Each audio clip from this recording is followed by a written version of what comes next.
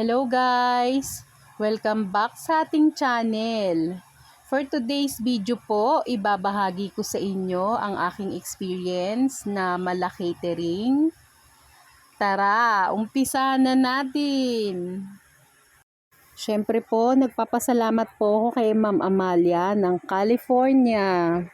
Siya po yung nagbigay sa akin ng experience at tiwala para lutuin ang lahat ng ito. Maraming salamat!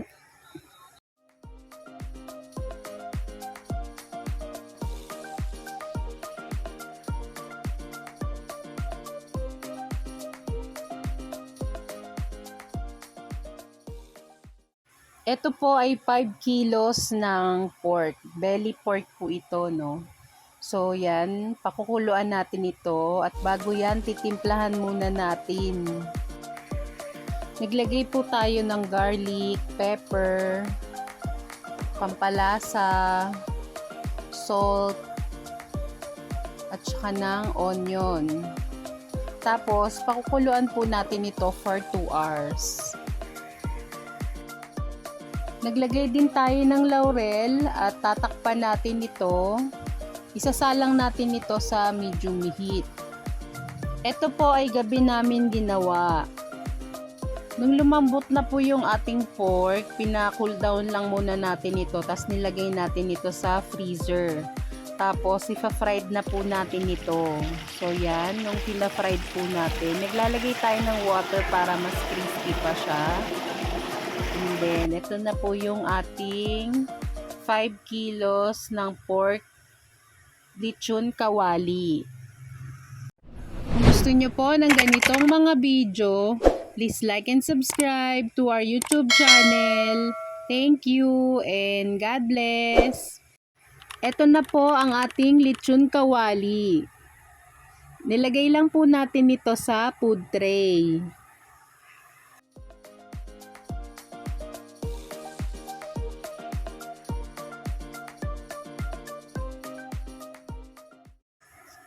Ito naman po yung next natin na niluto, ang sapin-sapin. Nung nag-cool down na, inassemble naman natin ito sa bilao.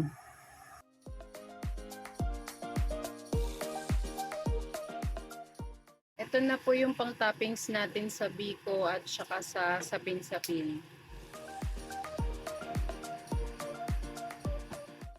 Ito na po ang ating sapin-sapin sa bilao.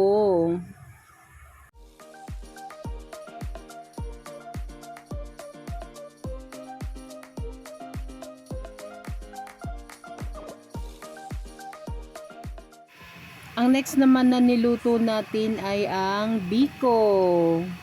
Ito daw po ay favorite ni Sir Ed. Ito na po ang ating patok na kakanin, ang biko sa bilao. Ito na po yung ating chicken na marinated.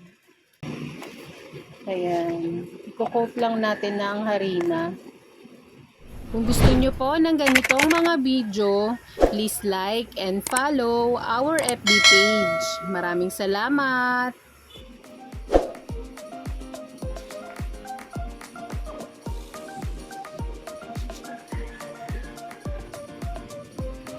Ito na.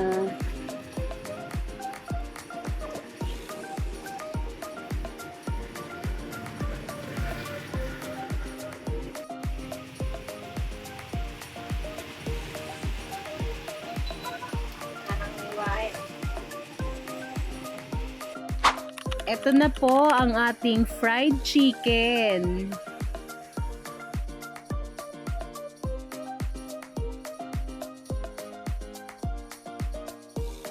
Ito naman yung next nating niluto. Nag-isa po tayo sa butter ng garlic at onion.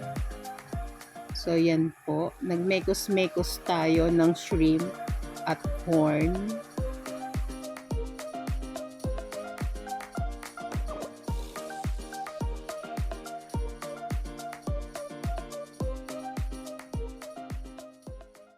Ito na po ang ating buttered shrimp with corn.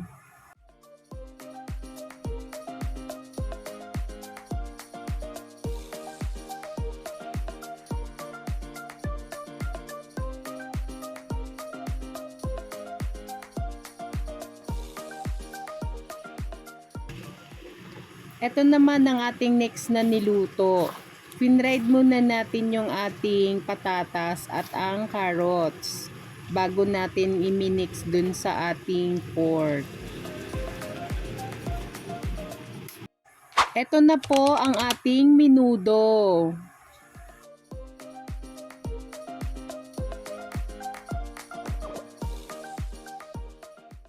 Ito po yung next nating niluto. Naglaga lang tayo ng quail egg at sinama natin sa ating gulay. Shout out po sa nanay ko. Siya po yung naghiwa-hiwa ng mga gulay. Maraming salamat! Ito na po ang ating chop suey.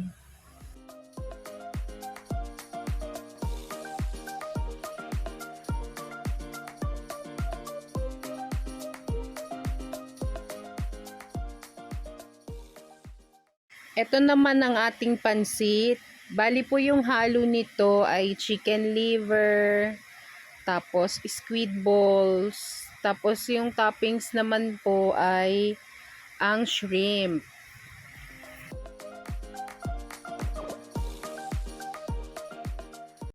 Ito na po ang ating pansit bihon gisado sa bilao.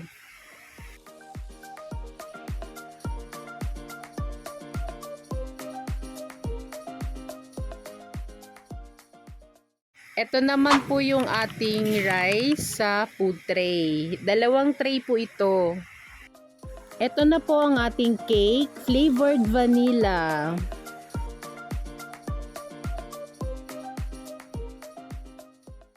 At after na nating maluto ang ating mga food, sinakay na natin ito sa ating sasakyan. Tapos, i-deliver na po natin ito sa Alabang.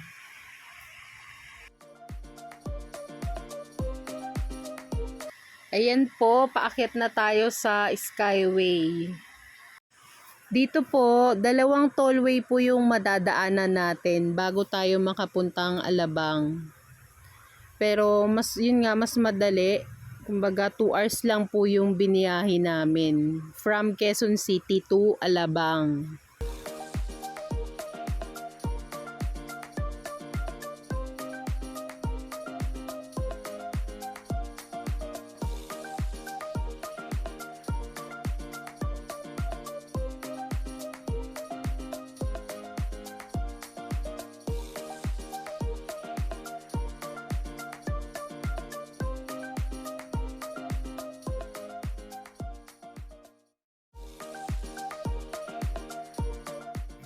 Pagdating namin sa bahay ni Ma'am Amalia, inayos na namin yung banner ni Sir Ed. Kunin mo yung cake, mahal. Pasuyo. Sandali lang.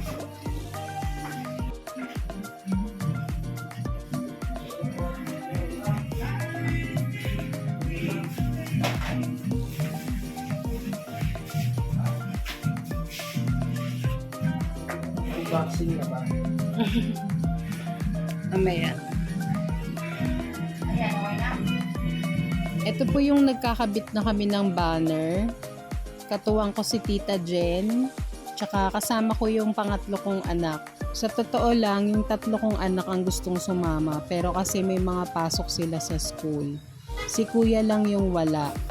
Kaya yan, may kasamang laro yung hanap buhay namin.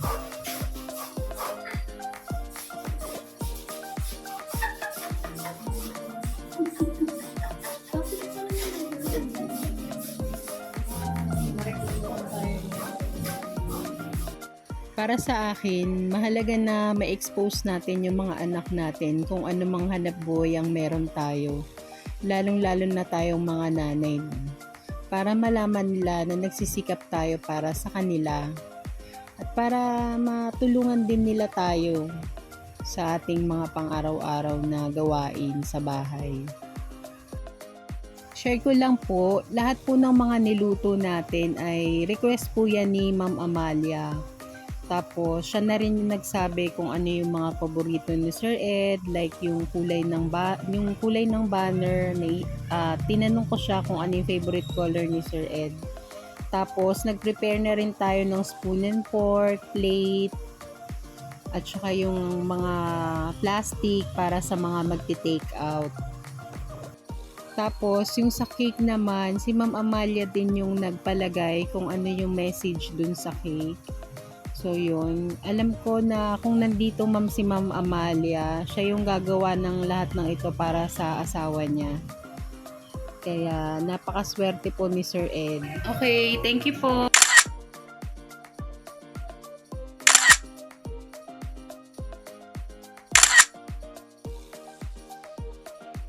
Ito po yung pauwi na kami at ito po yung aking helper na pagod. Thank you for watching. Yes.